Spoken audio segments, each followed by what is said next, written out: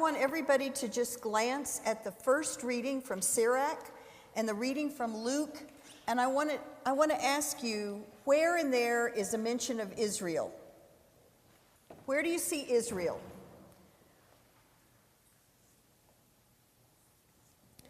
Where do you see anything about salvation or the bread of life or...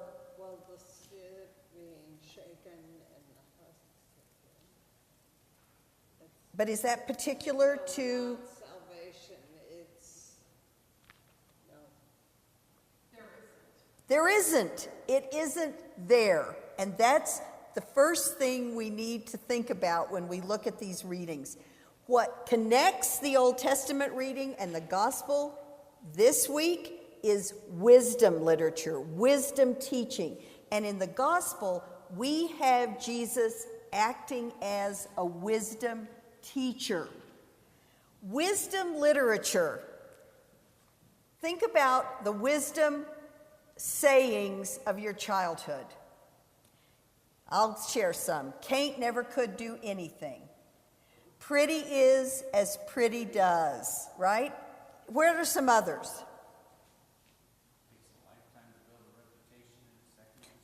That's from your childhood, that's right. The early bird catches the worm, right? We all know sayings like this. A fancy word for those sayings is proverbs, from the Latin. Pro, putting forth, verbum, a word. Putting forth a word. Proverbs are short, memorable pronouncements which sum up much longer teachings. The early bird catches the worm is a short way of saying you need to get up, you need to get dressed, you need to make your bed, you need to be at school on time, you need to be at work on time, ready to go, right? They sum up much longer teachings, and they have become established within the community. Think about the gospel. The blind leading the blind. You know that saying, and you know what it means, and so do Jewish people. So do Muslims in America. So does everybody if they've never opened a Bible. The blind leading the blind is something we all know, all right? Proverbs distill human wisdom and present them to us in a practical way and a clever way. I mean, when we get to the gospel, stop thinking of it in church terms and just think of the humor Jesus is using when he gives an example of someone walking around with a beam, a plank, sticking out of his eye, speaking to someone who has a cinder, a splinter in his eye, okay? So what Proverbs all share is this central characteristic. They are universal. They are universal. You could go to any country, anywhere, any culture, any time, and the example of somebody walking around with a plank sticking out of her eye, saying to someone with a cinder, boy, you need to get that out of your eye, everybody would understand the humor of that, the ridiculousness of that, okay?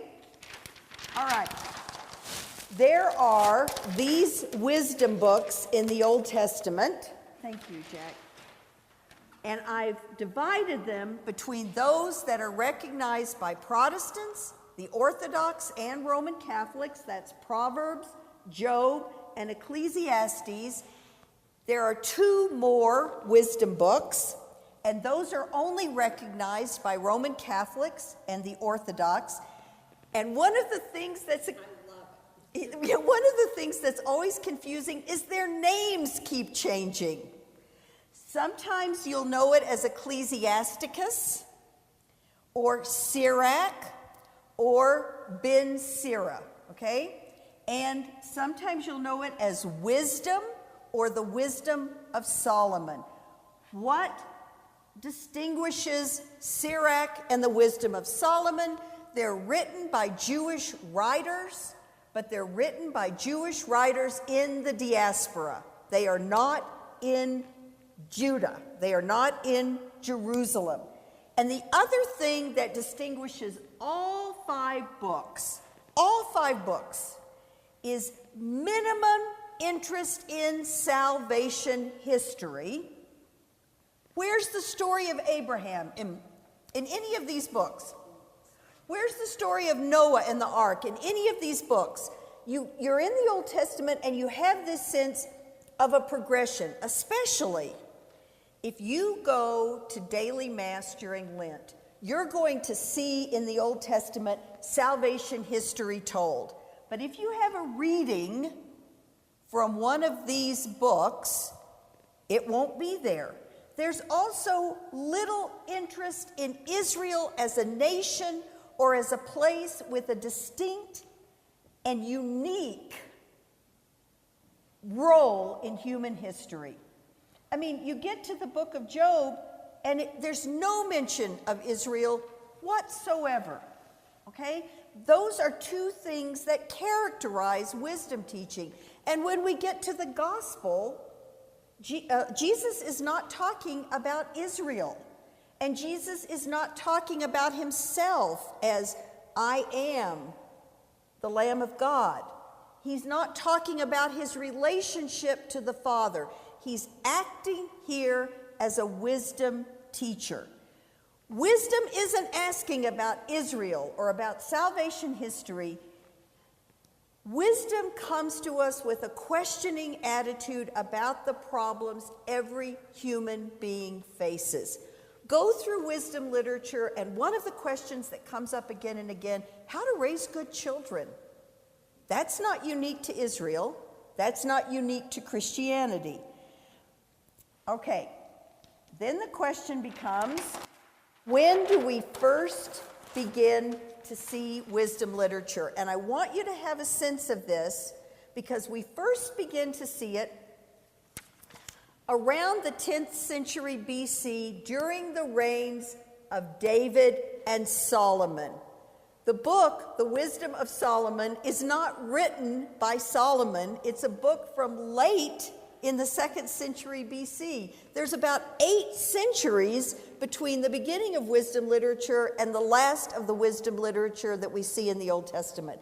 But why would someone call their book The Wisdom of Solomon? Because they captured that. Yes, because Solomon is thought to be the father of wisdom literature. What does Solomon pray for? We talked about that earlier in the year. Wisdom. He asks for wisdom, and he says he prizes it above everything, above riches, above the love of women. We could ask some questions about Solomon's life to see if that's actually true, but that's what he prays for. And in that, we are one with Solomon, right? We ask for what we know we need, and we ask to actually want it, okay?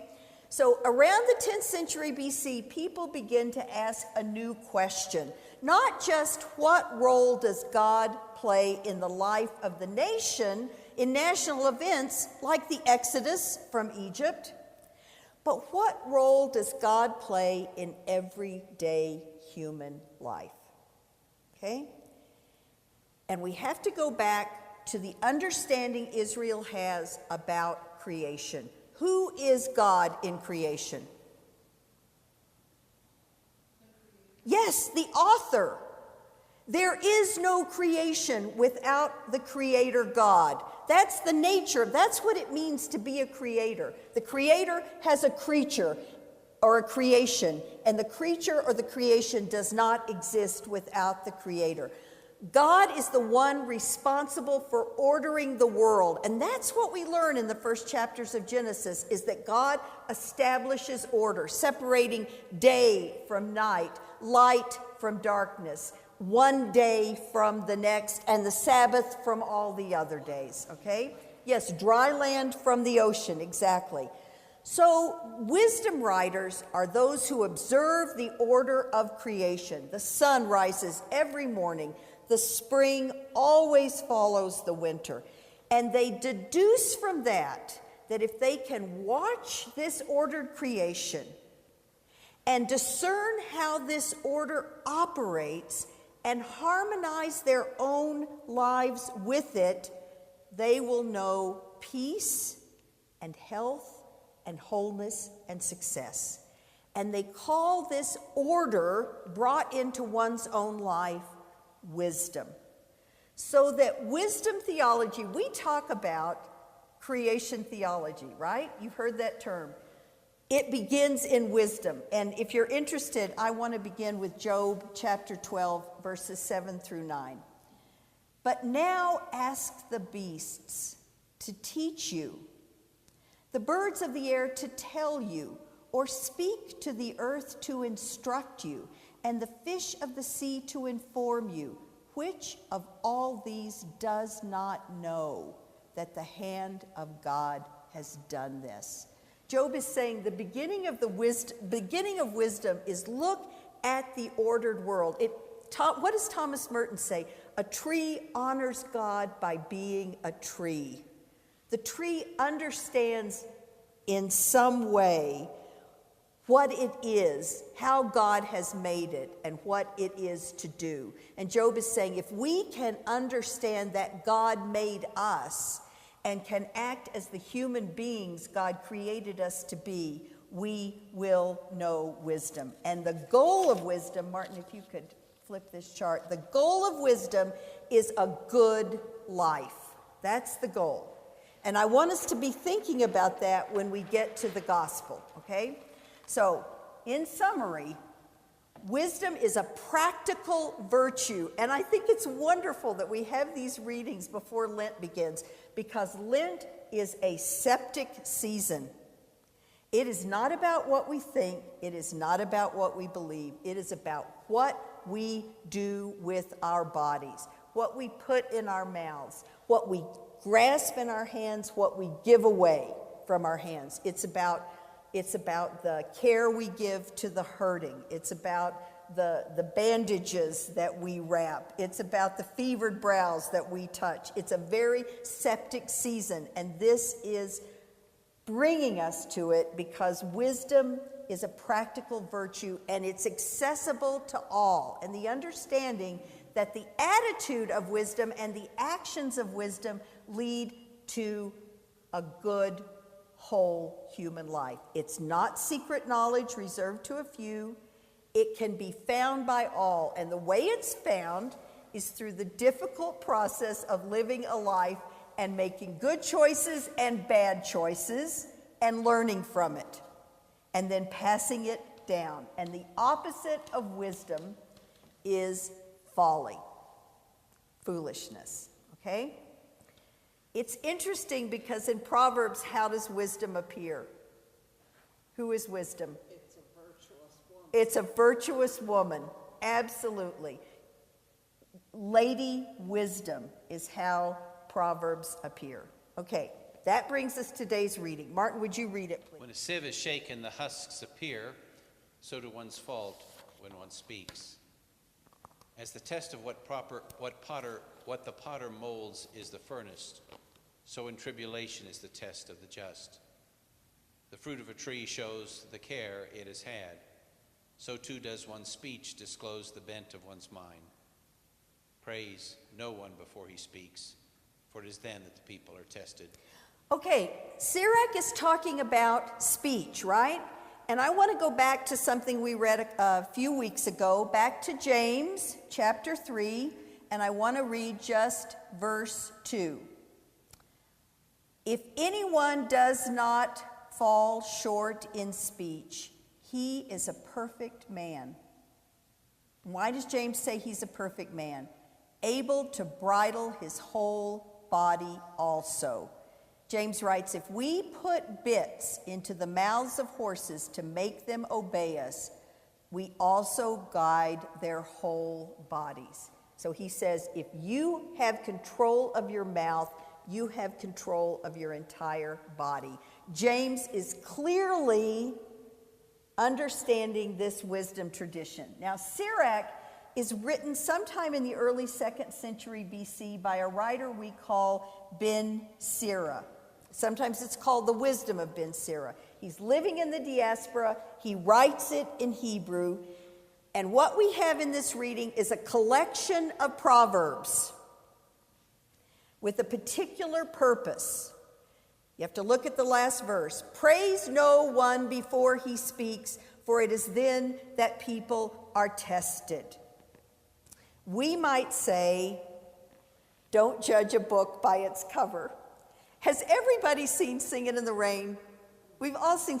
Remember Lena, the beautiful silent movie star? And when she begins to speak, all of a sudden her beauty falls away with this horrible voice that grates on the ear, right?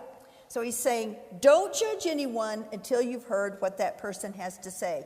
But it's very important for us to understand that the Hebrew word, and if you can see it here, because I have no Hebrew pronunciation, D-A-B-A-R with an accent over both A's, that's the Hebrew word for word, but it's also the Hebrew word for deed. It's the same word, okay? So Ben Sira is saying, listen to what people say, and then you will know who they are. And he uses the most practical, domestic imagery to make his point. What's the first image that he uses?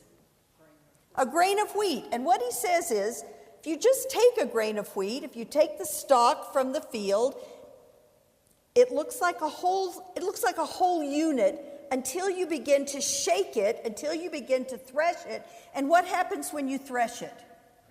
The husk falls off, the beard falls off, and what you have left is the kernel that you can actually use, that you can actually eat. And he says, first impressions with people are not always accurate, but their mouths act like threshed wheat. And what you find out who the real person is when they've spoken. What's the second imagery he uses? And we use this concept of leaking. Yes. That when someone's speech, if, for example, sexualizes something that isn't sexualized, it's probably indicative of what's going on. Of something going on in their inside. heart. And I find this very profound, Yes. what the wisdom literature Yes. just said, is because if we can rein in our mouth, the rest of us follow, and it forms us in that way. Yes, and this is my favorite example of this. I have a Mormon friend, and she talks about what it's like to move to a new ward. And she says, this is the story that Mormon women tell. That a woman comes new to the ward, and the sisters say, well, what was it like in your old ward? And she says, it was horrible. The women were gossips, they were backbiters, they were always trying to undermine one another. And the women say, you'll probably find this ward to be a lot like that one. And another woman comes and they say, how was your last ward? And she says, it was wonderful. People were so kind. They helped one another when they were sick. They thought the best of one another. And the sisters say, you'll probably find this ward to be a lot like that one. That the woman who says it was a horrible place, people were backbiting, has not said so much something about the ward as she said something about herself. That's what Sirach is saying. What's the second image? Unfired pottery. It may look beautiful. It may look perfect. And Sirach says, yeah, but you put it in the heat, and what's going to happen?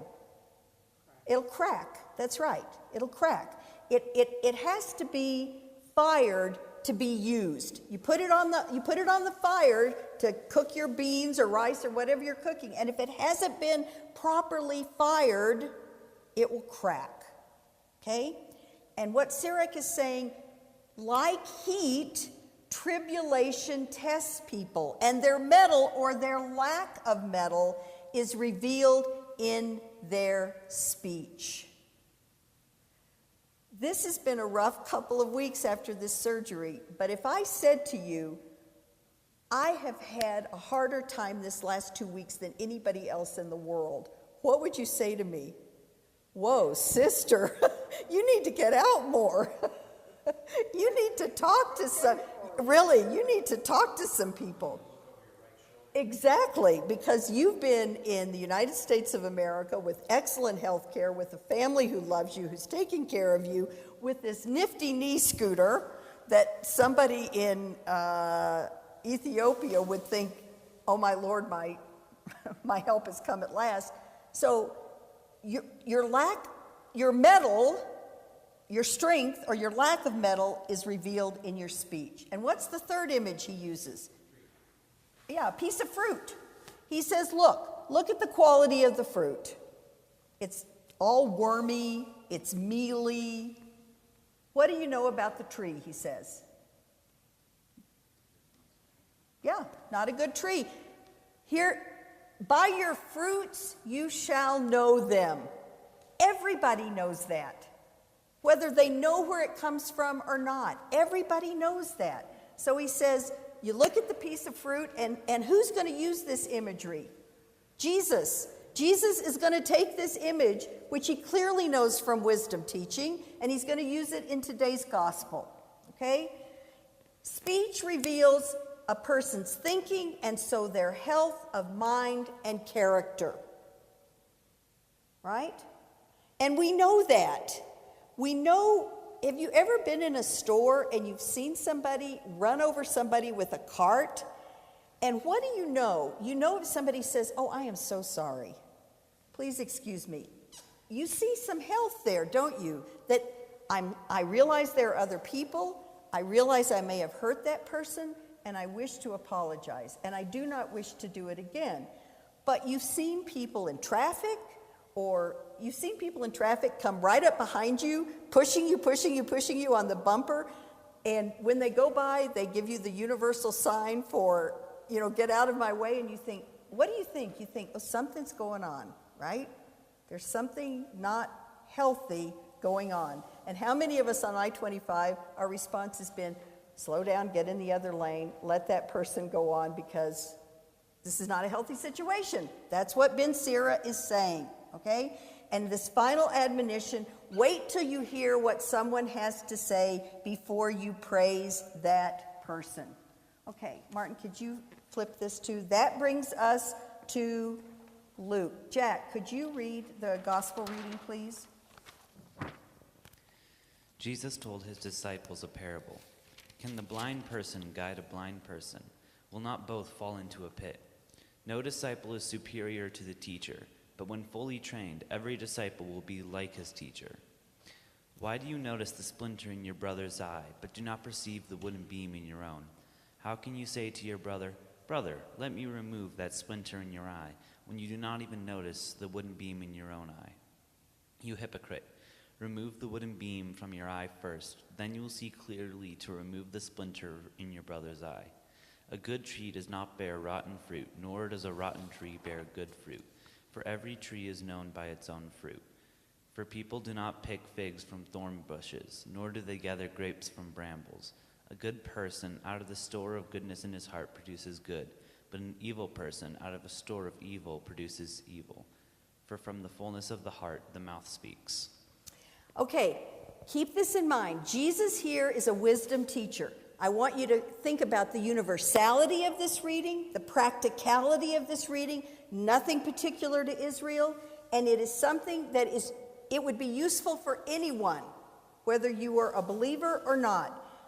Also notice he uses nature imagery and everyday imagery. Okay, the first question we have to ask, where is Jesus when he's giving this teaching?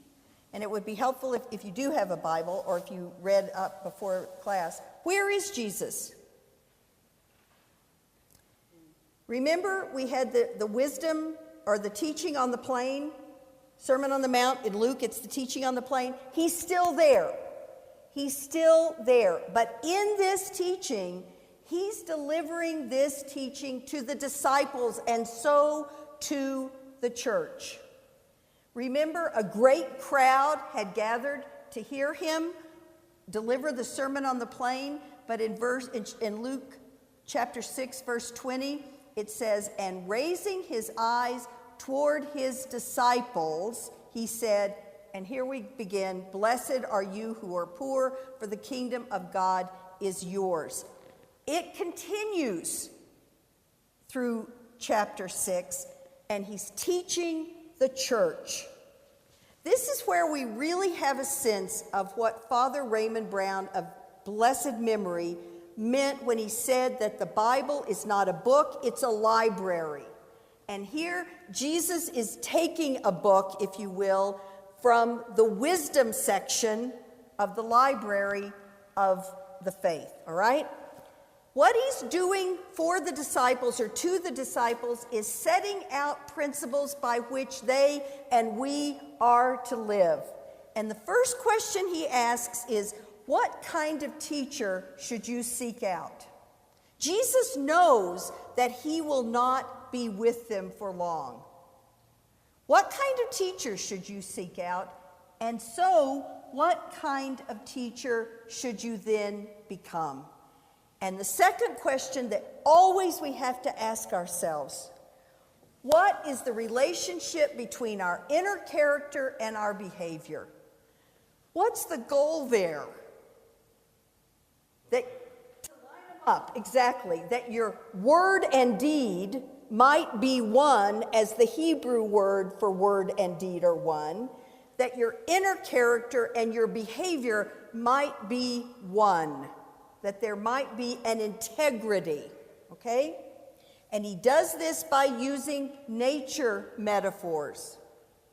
This is what N.T. Wright says, and if any of you are interested in a wonderful series, his series called on the Gospels, Matthew for everybody, Mark for everybody, Luke for everybody, wonderful series.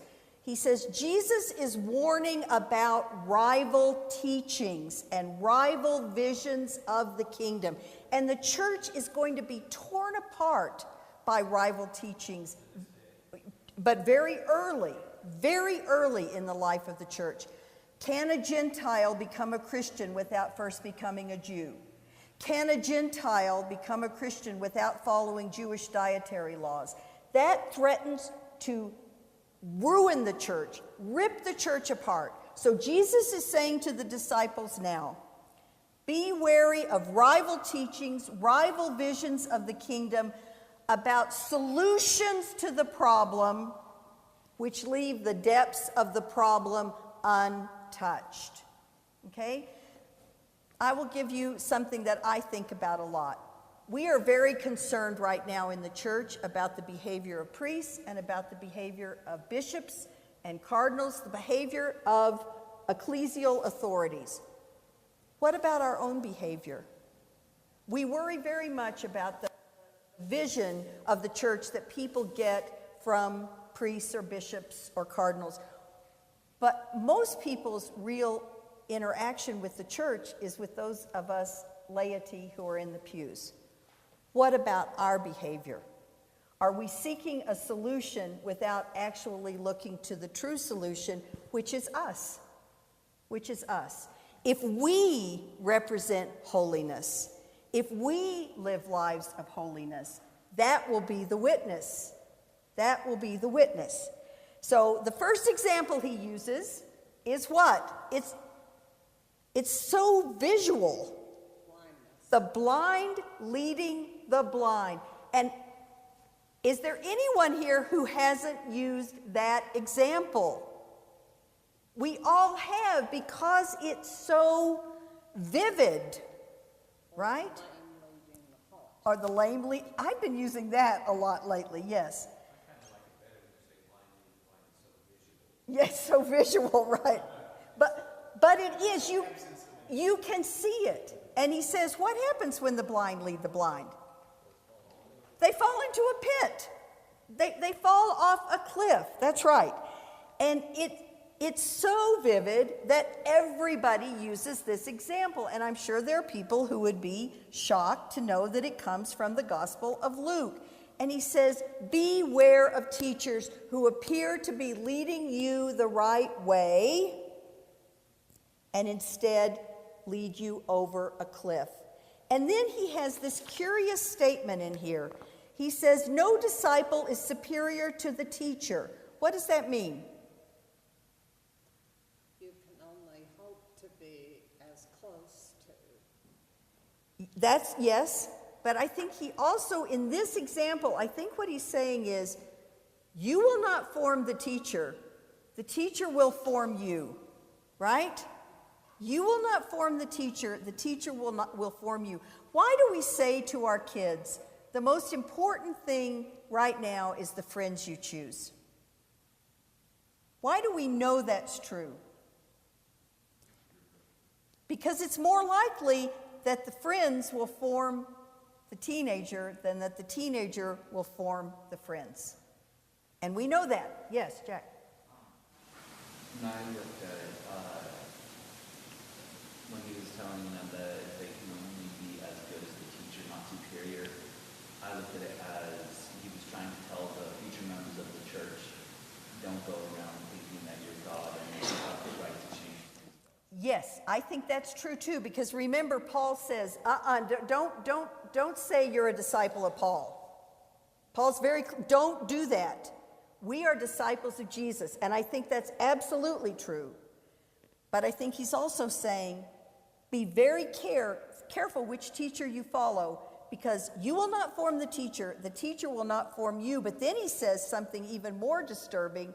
He says, but when fully trained, every disciple will be like the teacher.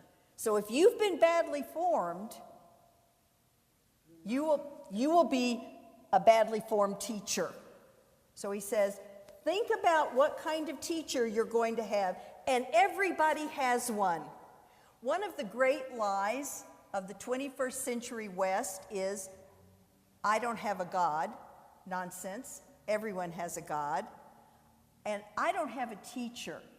Everyone has a teacher. Everyone has a teacher. Beware the teacher that you follow. Beware the God before you whom you worship. So Jesus is saying, be careful. And we think, oh, they're disciples. Why would he have to say that to them? Keep reading. Get to the book of Acts and see how fragile the unity is. Okay? What's the next imagery that he uses? The splinter in the brother's eye. Yes, the splinter in the other's eye. And he says, why do you notice the splinter in your brother's eye, but do not perceive the wooden beam in your own?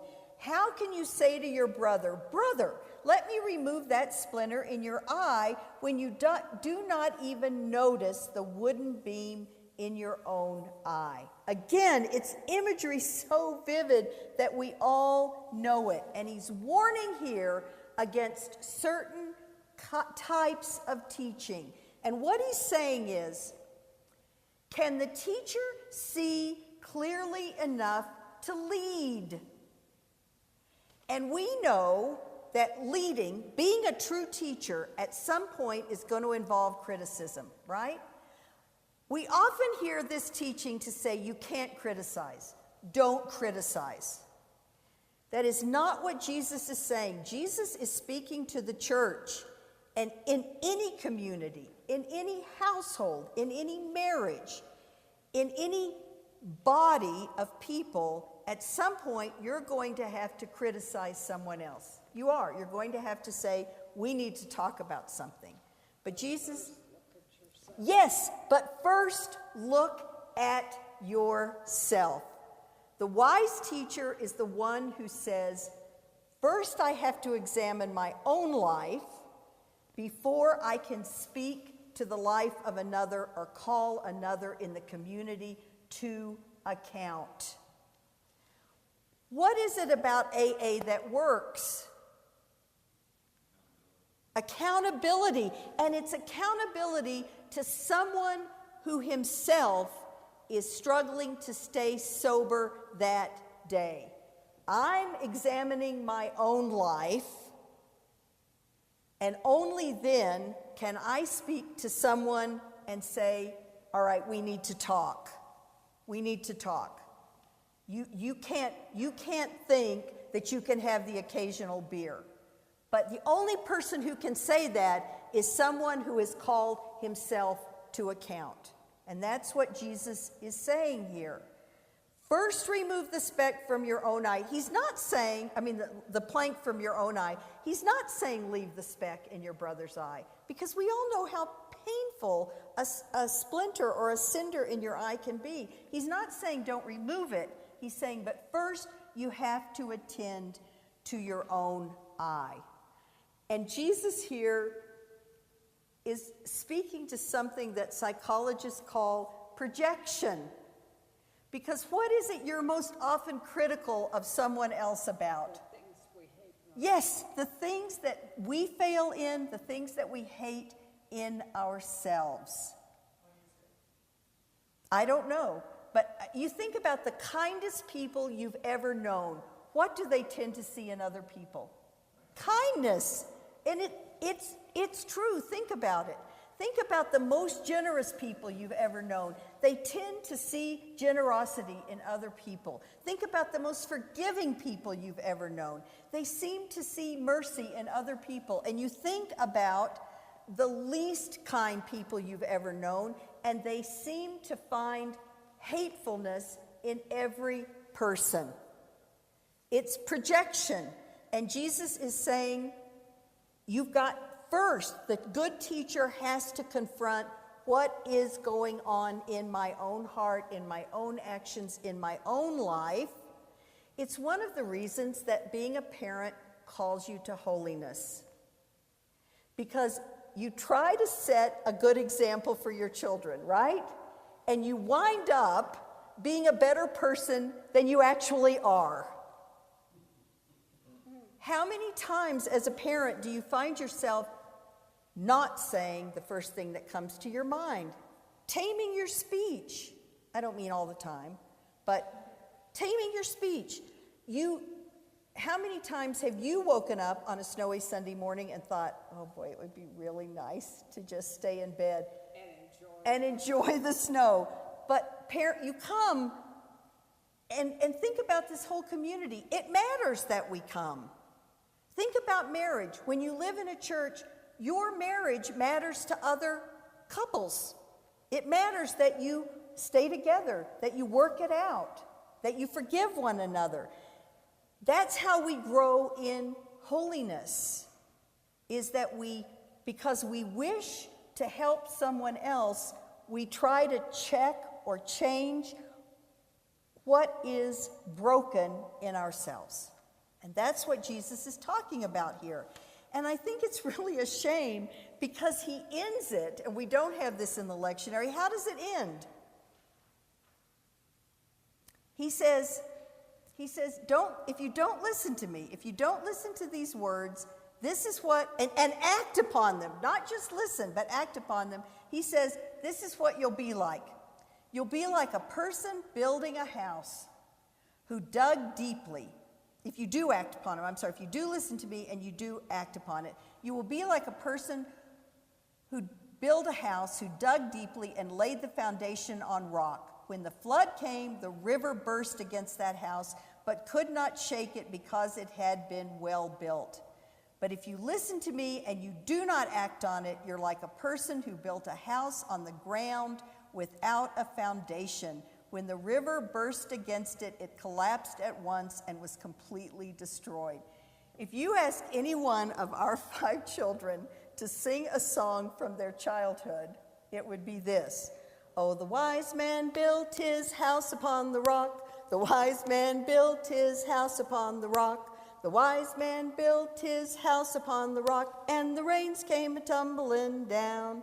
And the rains came down, and the floods came up. The rains came down, and the floods came up. The rains came down, and the floods came up, and the house on the ground stood firm.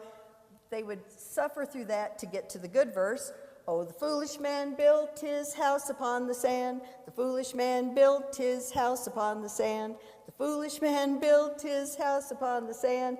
And the rains came a-tumbling down. And the rains came down, and the floods came up. The rains came down, and the floods came up. The rains came down, and the floods came up.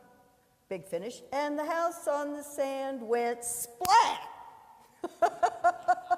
That's how Jesus finishes it. That's how he finishes this story. And there's not one person who doesn't understand that building without a foundation is the opposite of wisdom. It's foolish, because the house won't stand. So in Jesus' example, what is the foundation? The wise teacher. Find a foundation, and then you can begin to build. The unwise teacher is no foundation at all. May look like solid ground, the sand may look firm, but build on it and the tide is going to wash it away. Does anybody have any questions? This is maybe the least, thank God for Paul and Corinthians. That gets spiritual. But in the Old Testament and the Gospel, this is one of the least spiritual readings we're ever going to get. It's like sitting with your grandmother.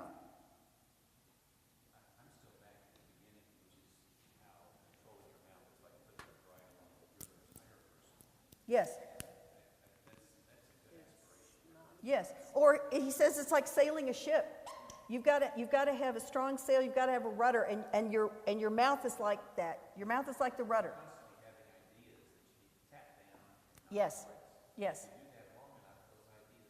Yes. Our daughter Anna Kate says that's an inside thought to her children. That's an in your head thought, right? What did your grandmother say? If you can't say something nice about somebody, don't say anything at all. Pardon?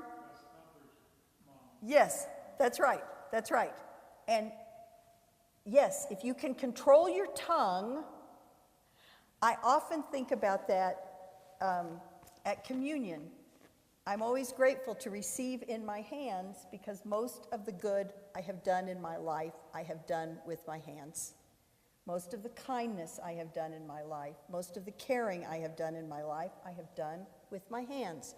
Most of the damage I have done in my life, I have done with my tongue. No question about it. Amen. And Ben Sira and Jesus are saying words have weight and heft, and once spoken, they cannot be retrieved. So, It's also interesting in John's Gospel, it begins by saying that there's no difference between the Word and the Gospel and Christ. Jesus is the Word. And in John's prologue, Jesus is the Word through which creation was spoken and became. And the Holy Spirit is the breath, and God the Father. He shows how they are one, and how Jesus' word and deed are one. There is no division. Any other questions, comments? Okay, yes. Oh, thank you for coming. Diaspora. The diaspora is after the destruction of the temple, 587 BC, 586, 587 BC. The Babylonians generally, they do what invading armies often do. They take out the threat. They take out the priests. They take out the elders. They take out the scribes. And they send them into exile. And some of the Jews, especially in Egypt, Alexandria becomes a center of Jewish thought, Jewish learning. Many came back, but many stayed. And Ben Sira is an example of a Jew who was clearly born in diaspora because he's writing in the 2nd century BC, so he wasn't alive when the diaspora occurred. He's a Jew who's got generations of forebears in Egypt. And to be out of Jerusalem, to be out of Israel, is to be in exile or to be in diaspora. Sure. Any other questions, comments? Thank you so much. Holy, mighty one, holy, immortal.